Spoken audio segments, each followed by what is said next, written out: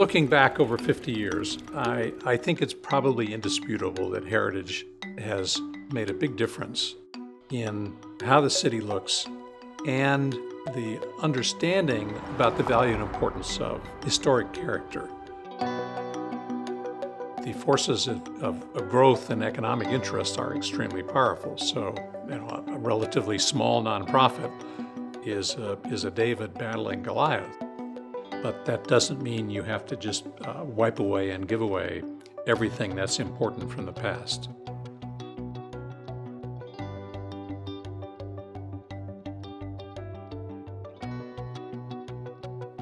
What I find meaningful is when I'm working with people who really want to make sure that their legacy is not lost.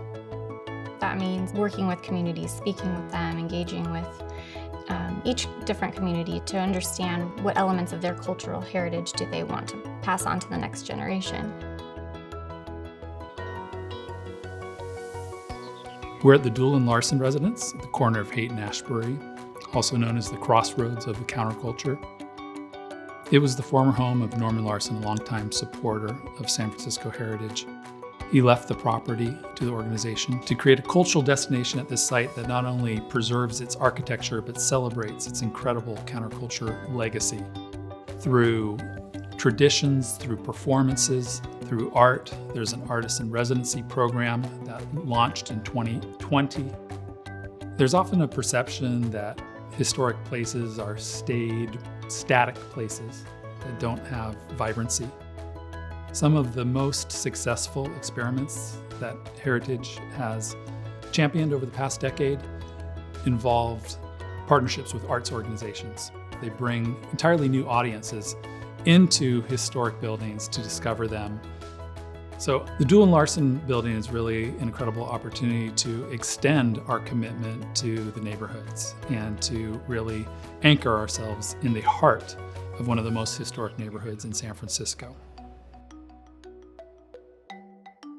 One of the last projects I worked on was the designation of Ingleside Presbyterian Church and the Great Cloud of Witnesses. That neighborhood in the 50s, 60s kind of became an African-American enclave. And so on the interior of the church was a collage mural that was created by the Reverend Roland Gordon. But it's really a tribute to African-American history, community, and culture.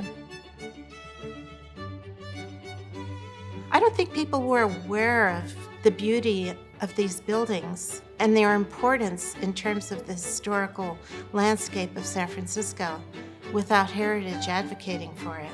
I really don't. The Tenderloin would have been a redevelopment area. It would have looked like south of Market in no time. And instead, we've preserved some of these legacy buildings that offer housing that's so desperately needed. And it was all because people had foresight. And Heritage had that.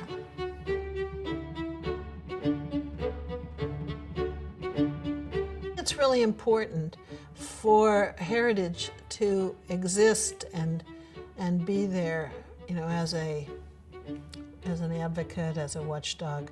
If it wasn't for San Francisco Heritage, I think San Francisco would look like any other city in the country with a lot of new, ugly buildings. I put San Francisco in the category of Boston and New Orleans as the unique three that are very human-scaled and very, very enjoyable to be in because of architecture, because of attitude, and because of pride in our city.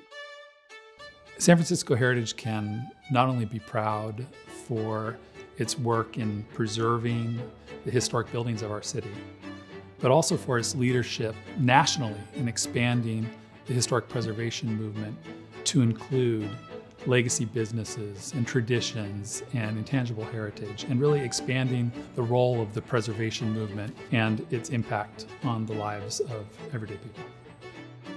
There will always be a need for a group like San Francisco Heritage to be vigilant and to provide those tools for the community to not only recognize what's important to them, but preserve them for future generations of San Franciscans and the country.